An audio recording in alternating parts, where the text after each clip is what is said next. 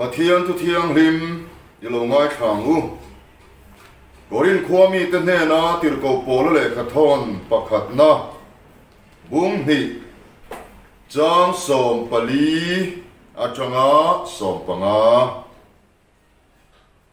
khovel mi chuan pathian thlarau lam thil te chu alom thin lo ani ngai chuan a thak ani sia thlarau khiat fia ani wangin a khe thelo reng bok ani thlarau mi ro chuan thilen kim a khe fia thina ani la chu tu man an khe fia silo tuin nge lal pari ru khe to ama chu sir tir theyang ke ni ero chuan kristaril ru kan pu ani ke ni ero chuan kristaril ru kan pu ani bung thum chang khata tanga chang li ilongai khachun zomang u bung thum chang khata tanga chang li ilongai khachun zomang u tin unau teu thlarau mi te hne na soyang in hne na thu ka soi theilo fa ti sami te hne na soyang ngin ka soi zo kha Kristana sen te hne na soyang main zo ni lovin nu te in ka chom cheu kha zo in lei theilo wang khan ani tuna point lei thei talo fo ani ti sami in la ni fo awangin in zinga i signale in hialna aom thina wang hian ti sami lani in mi kringangin in la om ani lovem ni mi pakhatin pol kani mi dangin ke zong pol kani in ti chung zong mi kring in lani lovem ni lalpan na tu thiang lim mal min som sakro se amen Leu nau teu voina hian khovel mi ring tu tisa mi ring tu thlarau mi ti thupui mangin pathian kan pol ho don ani he thu hi apoi mo ema mi tam tak chuan pathian thu khiat fialo kam ne ya chu khove la mi king te hi mi chi ni ang chawin kan thliar thin ani ring tu le ring lo tu ang deuh chawin lalang ni kong ni chatuan hun ni kan tia chu adik lo na po om chuang lo amaro chu voina hian pathian thui mi chi thum khove la mi king zong te chung chang alo soi dan hi kan khiat fia poi mo le ni Bible chuan Ringtu ring lo tu tiang topin na soi lova khowela mi king song te hi piam thar lo Ringtu le ring lo tu ang deu chawa soi lo vin mi soi ni tura kan chiaran khan Kein ilovin Bible chuan khovel mi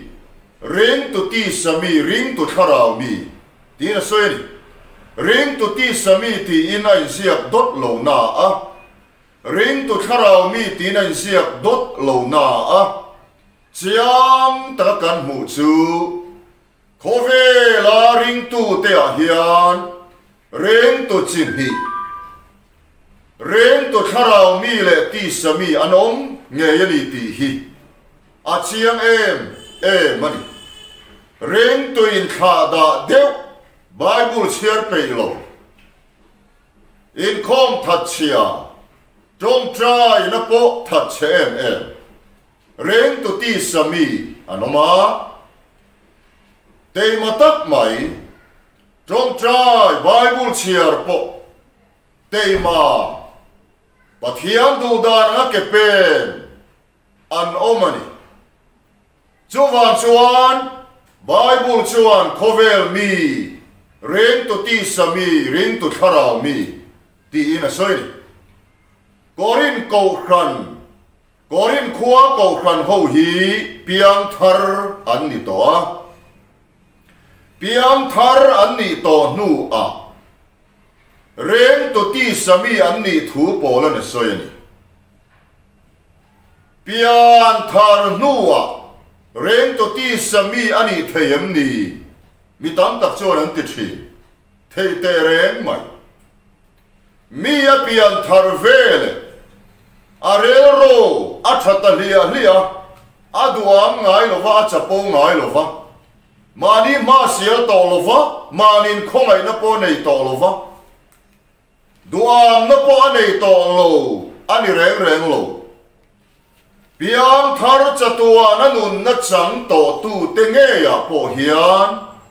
manin khongai ching Christaril ru la pulo la trom puilo khovel ngai na duam mani masial thin chia kan ti hi pathian fa chatua na nun na chang to tu te a po hian a om thei kat ani ti hi Bible sir tirna ani he kan khiat fia poi mo em ani khovel mi chu du nge ani tia tang khanin han soi ila khovel mi tia Bible in asoi chu an kharau thilai ta ti nun na la chang lo pathian kharau le an kharau le in zom lo kha ka kharavin Krista grep nung chu zom ta la ti thei lo zo mi ta chu Bible chuan khovel mi tia soi chuan an kharau thilai ti nun alani lo wangin kharau lam thil an khelova an khelo mai ni lovin an nui za ani kharau lam thil reng khiat fia na an nei lo khovel mi chuan adwa min kheom ti na nei hek lo acha povin kheom ti na nei hek lo lam thei suala ti a amol phodo ne ro chuan kheom ti na chu anei ve chu wa in khovel mi chu a kharau thi ti nun la ni lo ani a chu kharau thi ti nun na la chang lo reng te chu thi ni na lu do ni the ni na chu mei di la ni thi khat na chu nge Bible in chiang takin min khila pathian phal lo thing ra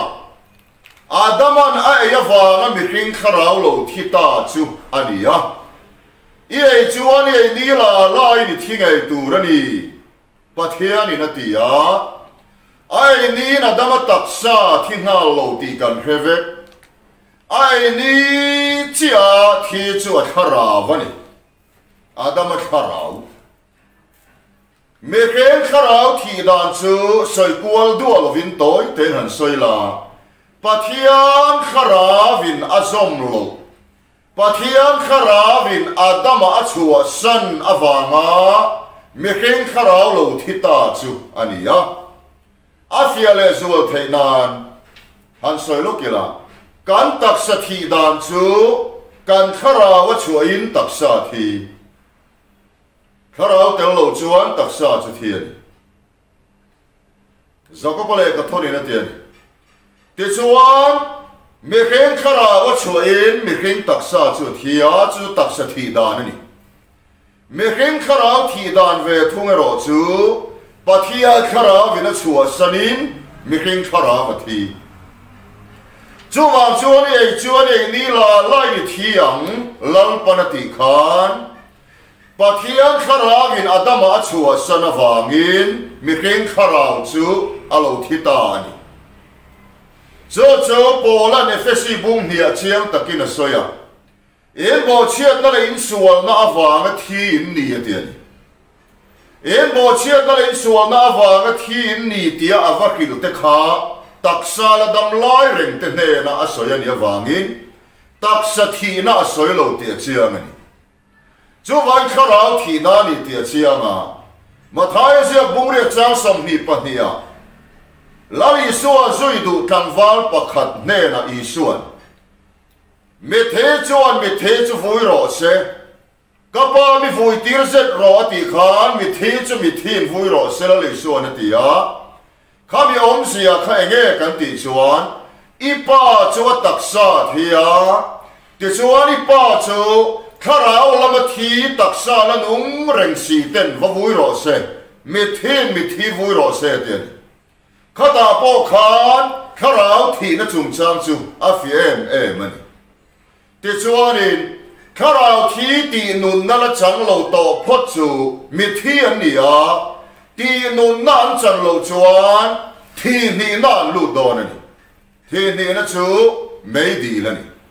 he kan khia che la poi mo em khovel mi chung chang chu ti khan a fi anga pathian kharavin ala zom lo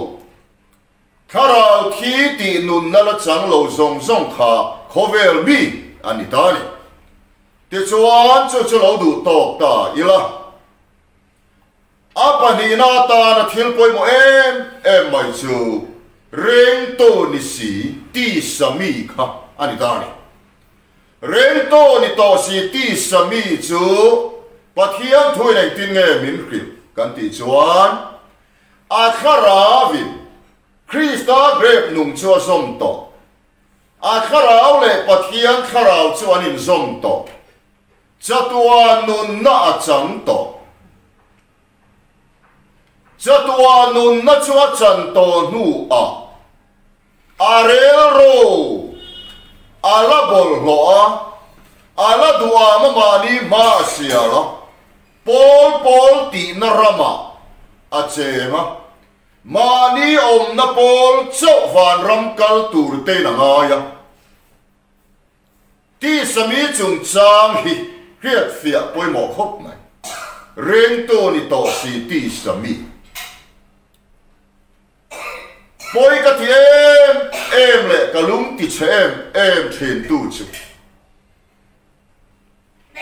Krista ni lo sa khua Christian in ti tam tap te kan om tlat mai hian ni unau te mi sa khua an om phot chuan Ringtu ti sami an ni a Krista a mi an om lo chuan Kharava an om lo chuan Paul an buai tri doctrine an buai tri Eleina an buai tri Orau teo 7 day a po Baptist a po UPC a po Presbyterian a po Empol a po Piam thar dik tak chatua na nun na chang hitam takan om an om na doctrine na lo dik lo ni po in thiên lung dik tak pu rero dik tak pu thiên lung a pathian mangai tu hi po tin an om ti kan khia da poi mo zo cha kan khia lo wang in mani om na pol cho van ram kal tura ngai na te kan nei chin ni apoy em man unau teu blira ma chuan ti hian soya khove la denomination ko khan song a hian athaber aum theilo ti adi khopin karin kanom na pol ya athaber hey atha om lo kanom na pol ke kan ko khan chau hi ni van ram kal tur iti chung song Kein katilo Bible na teacher Paul teacher. Ti sami. He kria ta van poi mo te lule. Ora te kan nu na hian pathian ram ya lo then chuan mo. Rel ro hi asau hak mai. Asual pom sam zonga. Zui na thiang. Sual tia thiang tia apom sam sual pom sam zonga va zau ni lovin. Rero hi zau hak mai ni en po la mi po Krista ringa nei tu apiang ka unau vati thei hi pathian lo ram na khen na te chuan nei khat mai ni lo pa chu fagenom ro se en khen na lo om thin te hi unau teu ti san in khen na lo om thin hi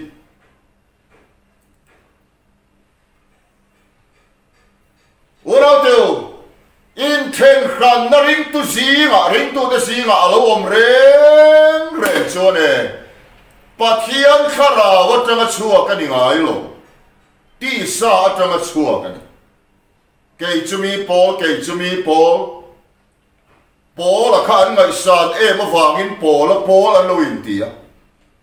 Apollo là khán khát tiền ngày san em mà vàng in Apollo là Paul là nuôi tiền cái pha Paul tên nuôi tiền Peter là nghe hít tiền cái pha Paul nuôi tiền tên không Paul là thlarau mi gì à chú aro quý cái gì cái sợi lốc tiền Paul là thlarau mi gì à chú ama min Paul tia Paul lo din tu te nge po kha ahava cái ni la nang ni la chala Paul ti in chala hi min lo choi moi ta se kalom lu tu khi kanui vur mai long mo ter ko Paul la chuan ama min Paul thì ama min ngày mà câu khẩn mo Paul din te po kha havin Paul thì tu te cho khati sami an ni atilova mo Paul thì tu te cho ki fa Paul thì tu te cho khati sami atilova Paul thì tu te ngày po khati sami in ni Paul là tiền chuan Ringtu kan nia cha tua na nun na kan chan nu a kan ril ruzim lu tukhi apoi em ni kan ril ru ya zim ma vang hian dik ber fel ber thap ber ang ten kan in khia Unau teo kan dik berlo, kan fel berlo, kan cha berlo tihi, kan pom apoi mo le mai. Ko kan komiti ni kuate. An ma ni du dan atlu ma chu dingat ngat mai. Mi dam du dan atlu chuan lung oi lo kat mai tihi. Mi tam tak kan omani. Cho tisa mi chin chian na ani Ringtu tisa mi han ti chuan kong dang soi chuan kan khiat thiam ol sam thei dan tur nia karin dan chuan trong kam dang han soi la rel ru sil fai na la chang lo rel ru chan dam na chang lo ti na soi the rel ru sil fai na kan chan lo chuan kan ril ruwa hian Pathian lal ram kheng tak thelo Pathian lal ram kheng lo chuan van ram kan chen thelo Unau tiu nu pa chung kwa ko khana Pathian ram hie chung kwa in kan chen turania Pathian ram nang yom chuan van le hi vana achang thin ti atak takina chan theya Pathian khoi nasara ke ni chung kwa point kan chang ve a lalpan kan chan a phal ve ni van ram kan che ni kanin mangaya kanin ngei em lungoi lo ve deu naum point ka thiam lo wani min ngai dam ro ka lo su la ni kanin ti a in rem na le mai na lo pung se la Rero alima, rero alo lim chuan cho eite alo tui ve zel boka, taksa point chu angei em mai. Mutte atui bokan. Pathian khoi na zara. Kanuna pathian o kuinan testimonian soi lokila. Kanuna pathian lo ram kariro alo khen nuwa hian. Mi huat cái này hi cà phê hốc lẩu mày à mi ngày đầm thề lẩu cái này po hi cà phê lẩu chú cho cái má tì thế nhiều cái má ông khó ngày nó ngặt thọ anh nhỉ, vừa nào tiêu khó ngày này chặt mà nghe thil thon pek ang ring ngotin khefia to su khongai na chak lutu khongai na chak tak chuan kan sual na a hai chua ka hai langa cho chuan min ti thiang lim zela khongai na thil thon pek ang chau ni lovin thil ti theina sual ne na sual hai langa ti mual khova reng to nun ti thiang lim tu poni lalpa chu fakinom rose khongai na yavan chak em pathian khongai na chak tak chuan kanuna hian ro rela na thok zela chu chuan min sil fai zela kei po hi ti sami ve tak hria in ti soi thei in ti ka chapo ti khemia lo wa chapo em ma ni si lo wa in ngai tu sang ve thin kani pathian ro pui nan le setana mol pho nan kan soi duan chin rao na thu te ka soi thi na enge mo chen chu chan ve po ka ni chin rao na ata ka chan tak tak the na turin lalpan Malaysia min huaya ka tang khanga cho ka tang khang na chuanin khani lai mai pathian thunun nakatoka pathian thunun na le fia nakatoka ka soi thui lovanga atakin chinral na chuka changa ke bai na tak tak zakopa ke bai na thu te voi tam ka lo soi ve to atak kilal pan ka ke minti bai ta ro pui ka van ti ke bai chin chia na han soi le lokila ke bai chin chia na chue hei hiani ke bai chuan achak to lo ma wangin tu ma abuan thei to lo rombol pui te i re la i soi chia ta ko khanu pa te le rombol tu te i mu sita ma ni rombol pui te i be chuan mi la buan thei i ke kha la bai lo i piang thar lo nu ni nei lo ti na ni lo pian thar na kan chan chatuan nu na kan chan nuwa hiane kan re ruwa khin lunga pathian la rama khen lo chuan mo mi kan buan mai ni kan ke la bai khat lo ke ti bai na tak hian ta kan chan vangai em cross kan mi king luya chin ral na pala ma chin ral na kha van kai na nun thoro kan chan na chuani a cho nun thoro van kai nun kan chan na chuan du tok turin pathian min ti lo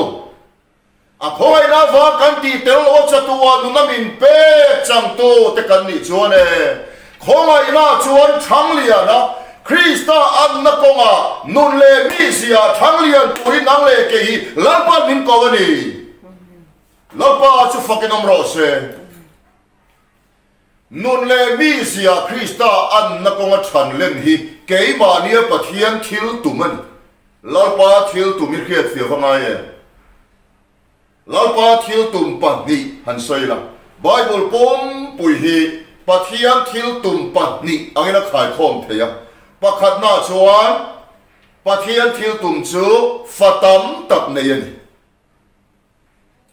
fatam tak min nei du wangin lalpa na fok pamal nei chun min pe a ama chu tu poring a pia chu tu an nu an nei an bor lo nan hallelujah fatam tak min nei du wangin lalpa na fok pamal nei chun min pe a fok pamal nei chun ringa thin lunga ringa ka atana kalalpa le ka pathian olali su kalalpa ini tia thin lunga ringa ka tan tu piang te chu atoi zong soila pathian fa thiam chang ngai dam chatuana nun na ne an ni a ti chuan chatuana nun na chang tu thole nun na chang tu to phot chu pathian fa an ni a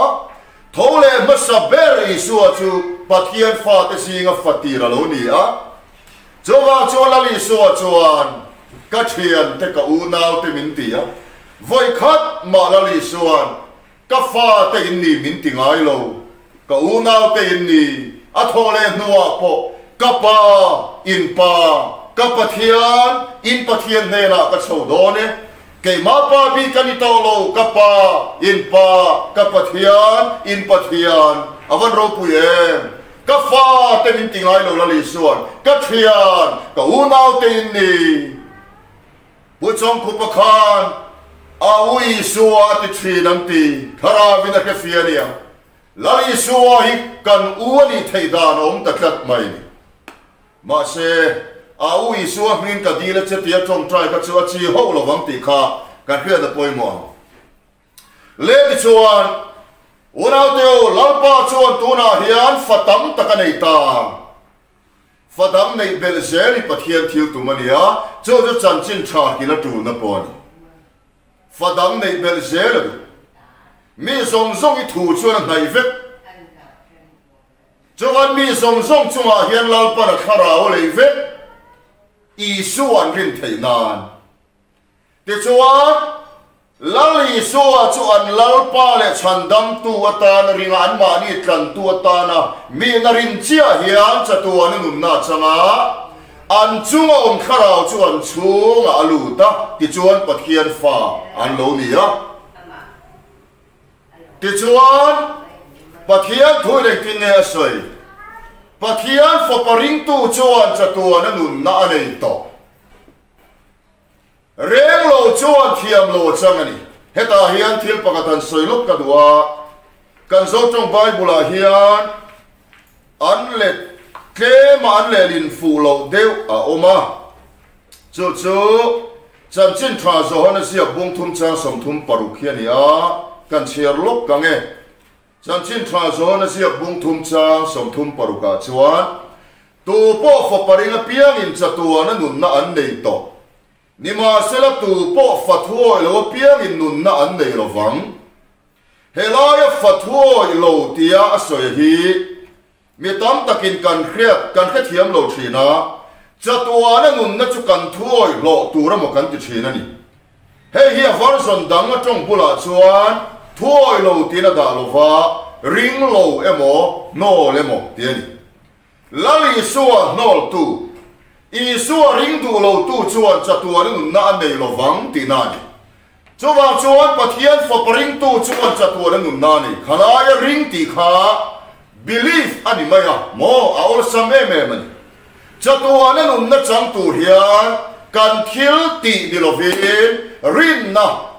thiam lo min chan tir tu setana aya mo kan khin lo na ma thiam lo min chan tir tu setana aya Krista tisena thiam min chan tir tu lalpa kan rin so na nge kha lalpan kan fel na lo ruata a chuan rom pung lia chuan thiam chan tir tu ring so karin na chu ama fel na ruata ni titani hallelujah avan ro pui te lu le chu thiam chan na le pa ma kan kin na chu ni a lali suwa ti sen chau ti chuan pathianin fatam tak min nei bel chu du ta zela lali suwa rin na mai thiam chan na chan chin tha chu khil zel tu kan lo ni tan chumi so a pathian thil tu ma chu afa te khongai na kan than len ani a chu afa te khongai na kan than len na tur chumi tam takin kan ngai poi mo to lo wa chatuana nun na kan nei chu na to heti mai thiam chan na ya to ka thil tia wang in van na kal don le ne chuan lo man ti vel mai ka ngai poi mo lo ren to nu kan thiang lim thei tak chuang lo wa Kristari rupo kan trom pui thei tak chuang lo wa chuan thiang lim te tum lo mai tu ke ni tum lamani lo la ti le zel kha dik to lo wa ni ti hi kan khia la poi mo em mani chuan unau teu pathian chuan afa te hi ati thiang lim theya pathian chu pathian fam ki mani na ngin ami te min chandam na hian fam kim taka min chandam hi pathian thil tu mani a king ba ya kim lo ni ne a kan kharau chau chandam ka pathian thil tu mani lo re a pumin ani tharau rilru taksa apuminani lalpan apuma mulet le vekadu chuwangin berambo chaw soilo berambo dulibo fobatlan bo mo khan tharau rilru taksa intir kim chang takin kharakan soiman lofanga remna pathian ngai chuanin pumin ti khiang rim chewro se in tharau in rilru in taksa thon kha Thessalonica bunga cha som ni le pathuma avazia chiang en polan ka adu tu sa ma soi ni lo Ringtu zong tena kan chan thei chuan lo adu tu sa ma soi lo ama chowina chan thei mi dang han chan ve thei lo a soi lo pathian fa te zong na kan chan thei soya tharau rilru taksa puma chan dam hi pathian thil tumani tin pola chuan soi zo ani he kan khia dawan poi mo em ka testimony pakat kan soilo pathian khongai nei ke ngei po hian kalokal sual pui ve to kalo pen sual pui ve to nunin kha da na ka zuk le muam hian hatiang hian ka tharau chandam na khoi poi lo mo khati zo khan ke po kalo tlan ve mana 7 days selia zule muam tilo ni maila ke pokan zu travele a ka em ma kai sen huam maya heta sa da ka muam eta khai ni ti chuan cigarette kala zu ku wa ne ti ho ne na ti ha an ri ho wo mo karong bol pui speaker dang te poi nan ti ve wang khan ke po ti han a kan ti ya nunin khada na sat takin kalu tan mo atak takava puikin na lu lem lo mai la nula han kuwa mai te an nung sang han ben mai te mo katiam te kha han poi sak lo deu na te khan ke po ka lut ve manani chuwan khongai na hi akal sual pui theya sot pui lo nan mo khongai na ya sot pui lo thei ti pol pol soya chuwan khongai na hi sot pui turin min ti ya khongai na sot pui lo ya lo em ani ti kan khia lawan poi mo em unau teu chuwan pathian thil tum chu fatam tak nei ania pathian fa ini to nu a mo nang le ke pathian thil tum chu pathian fa te a khongai na kan than pui ki nun le mi sia Krista an na konga than len lua kan ti lo lu Krista chu lu ni kum khua dol cha tu anin kha lu ni na khana ho pha ka ni lo lu ni na le sel khami tam tak chon hon tu ma Isu ka ni ten lo te ni ma na te pho tu na po hian la ti du to khi an omin ka hria lali so ka ni ti ai ni chon kan kheng betang chen tia a tlan chiat vel te po ka tun mai a lo om ani Isu ka ni han ti du mai kha pathian ka ni han ti du mai kha thọ nó cắn chúa nó ván thọ nó cắn đi tai một tí mấy đặc hả ông ta cắt mày lẽ là mà bát thiên tên nị tí xia cắn nị tí tất cả lô ông về à mò hết tai lô nào tiêu cắn kia tụt chú mò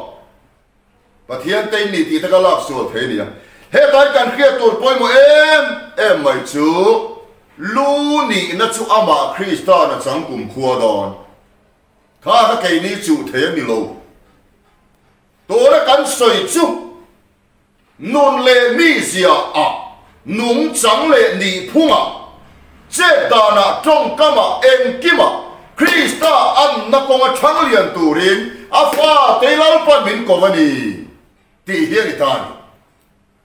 nung na trắng liền tù rin không ai na trắng liền tù rin cam chi bốc hòm nị tù rin căn nó bôi phan avin thế lòng có vẻ tên căn nó châu nan cho là Krista mẹ là lâu mù thế nó tù rin căn chúa ông khảo chuan mình phân chúa mình chia hù vết á căn tắc xa thế là mình phân chúa mình tỉ thiêng hình hi và thiêng thiếu tụi mình cất mày hết tắc xa thế là phân chúa đó là tỉ thiêng hình này lâu khen về lệ indwelling spirit anti chúa ông khảo châu đi là vin chúa ông khảo thuồng na lâu khen thiêng hallelujah he chung ông khảo thuồng này quay mỗi em mà trong cầm đăng soi chuan chung lam khiat thi na le chung lam khiat thi na thua chung loi mi te khan chung lam khiat thi na chawon dong a chung lam khiat thi na dong lo chen chil nan chang lo thua chung thar fa te chuan apa nin kan chang kop thei lalpa fakinom ro se thua chung thar fa te chuan chung lam khiat thi na le chung lam khiat thi na kan chang kop thei chung lam khiat thi na kan chan tel lo chuan thel ti thei nai pathian rong a bol thei lo ram hoi po no chua thei lo rong bol to ni si ram hoi no chua thei lo te za kha ka si za na chang te khiat angai si rong bol tu kan ni chuan ram hoi te kan no chua thei nge nge tu ren he chin chia na ya na sui se la na tia kha khan min sui se lo chuan e heo rong bol tu dik tak ka di lo top mai a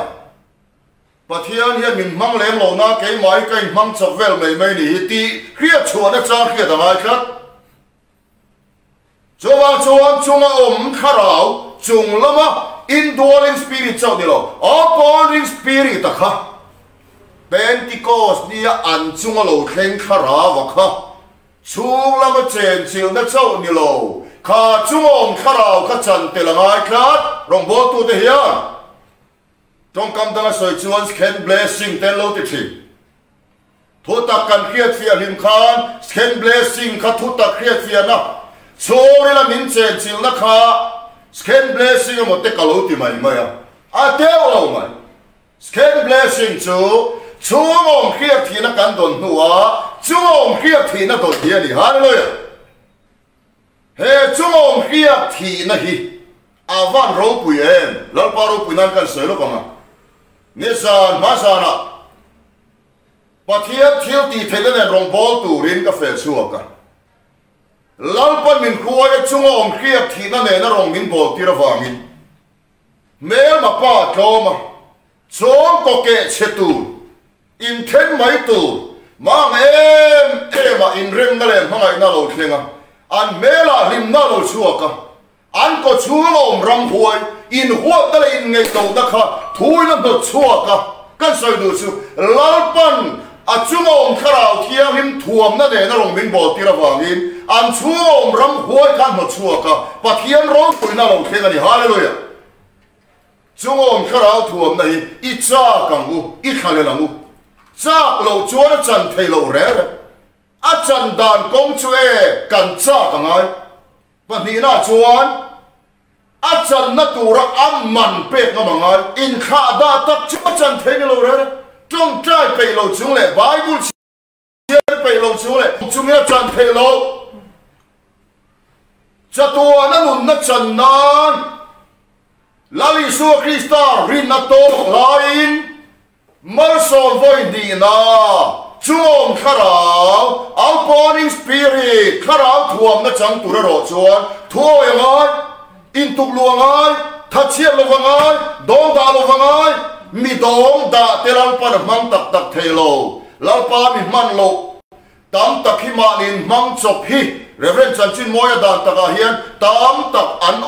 an ti trong kam kam man wa mi ngai dan mula kai po tun ma kan ni na ve khin churi thoni tuna hian lalpa mi man ni lo lalpa mi ni lo hi ka lo ber anita chungom kharau thianin thuam na tel lo phei chuan lalpa rong bol hi ti chi po lo ni lo unau teu he kan khia da poi mo em mai ni chunga ka chunga ni zo ti riwa ka kan tok na turan ni lo chorel la man ni zo ko ta rong kan bol na mi pakathian rong bol tu nia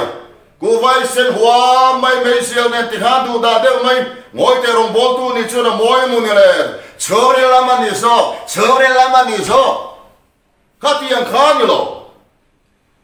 chuan reng lo mi te le tisa mi te poi min te na hian rong bol tu lalpa mi te chuan khinangai chatuan nun nei nan kan ti lo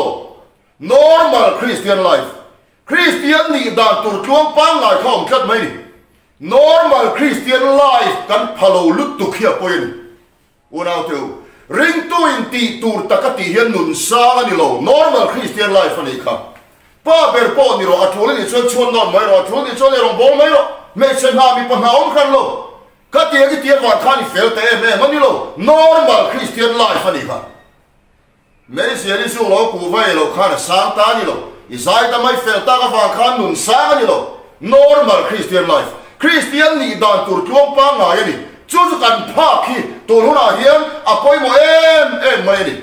chu kan ngai ven lo kan ngai sak lo kan chak lo lal pai kan khalel lo wa lal pa kan enjoy lo wa mo lal pa kan chen lo wa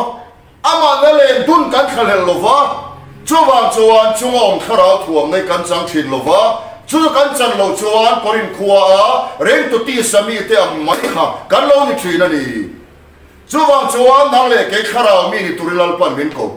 kharau mi ni na chu kong dang ani lo ve kharawa omani ye Galatia bunga cha son paruka kharau mi ni kha kan pai lo tum chiam su kharau mi ni gan chu chiang takin Bible na soi kharawa omani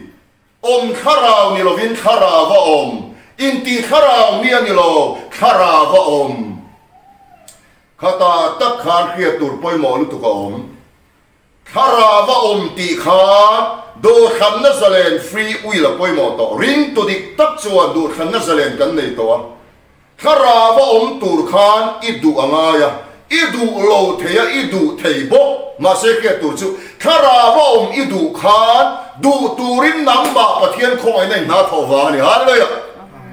kharo chuan khiat tel lo chuan kan chapo do na mo chuan kharawa du turin pathian kharavin ke ma ni na thoka cho pathian na tho na wa chuan nang le ke kharawa kanom theita kharawa ti le Krista ti a khang reng lo lali suwa thia thole nu kha nun na pe tu kharawa achan tatawangin kharawa ti le Krista ti a khang reng lo wa Krista kan oma kharawa kan chuan entinge soi kharau ra chu ahun taka lo ra mai dor ani tin Bible chu na soi cho wang chuan onau teu kharau mi Bible in chiang takin soi kharau mi an ti hi kong dang soi chuan pathian mi ka testimony pakatan soi lo pathian mi ni na chang mia lovin rong hi ka bol re camping voice atam kan ti lalpa chuan min mang tho a thu anga thui kan soi chuan e a thu hi lo tran maya min manga kan thu soi mangin lalpan mi tam taka ti piang thar tho ti sami ni chunga rong kan bol lai po khan amakasin bubiak thanga industry manager ni thin apian thar na chu lal chung ko zurui pa thu soya zuni tata zurui po khan pathian thu anga soi chuan mala lo som thei tho mai ne man mo kha ni khat ti samin in ke po re ta rong ka bola pathian chuan min mang tho ma seu na te ko pathian mi ni na ka lo thleng phalo voidia yan pathian fa tele rong bol tu zong te pathian mi kharau mi ni tura ko kan nia vale ga than len thu chu har sam ma se than len har ro chu apoi Krista an na ko thang lian zel turin tu ru na yan nge kan ti tu te ma ka ngai lampa cha ka ngai lampa kha le la ngai trong trai Bible chia kan ti song hi mi dang hial nan ma ni thurin song he nan mai ni lo vi lampa kan cha na le kha le na wang ni lo se lampa cha ka kha le la trong trai ya Bible chia ra karao thiang im thuam na chak ngoi ya aman pe phal te he na karao thiang im thuam na lo khen chi cho tak mai cha tu na kan mo hiani cho wang suan Ringtu tisa mi ni reng lo va karao mi kan ni theinan le karao khue kanom se the na turin kan du khan na sang virtual pa ne na la ni la kan thei na sang virtual pa ne na la ni la lalpa ka chak che kamamo che ka khale lo che lalpa ka chak ngoi che ni i khiak thi na don ka chak ka khiak thi mai ma in nang ma ka khale lo che ka chak sok che ti a lalpa cha kan trong traya ane na kanin tuk lu zel chuan tisa mi ni na tangin thlarau mi ni na a khongai la cha tak chuan mi te min khoi don ani lalpa cha fakenom ro se ti chuan thlarau mi kan ni theina turin lalpa na thu kan soite kan zatan man min som sakro se amen trong trayang lalpa du tak lele van lalpa ithanem ngai na in ruai tu arsi kaltlangin nangin rombo nangin bua sei sanakan lom em alom thu kan khila che ti chuan ifa te song hian khongai de sot puinan manga Krista an na ko kan than len theina tura keima ni ai thil tum chu ti lo thin lo ni theina turin thu cha kan puan chu te kha nagin malmin som sakin nga khatu te ne na kim chang lo tra kan soi kha kim chang zo kin khiat fia tirla ti samini na tangin thlarau mini na ko ngai fa te min khuai lu tang che namma cha ka kan khak lel theina tur che in thu cha puan chu te khiat min thi sak tur che in lalpai su a min kan dil che amen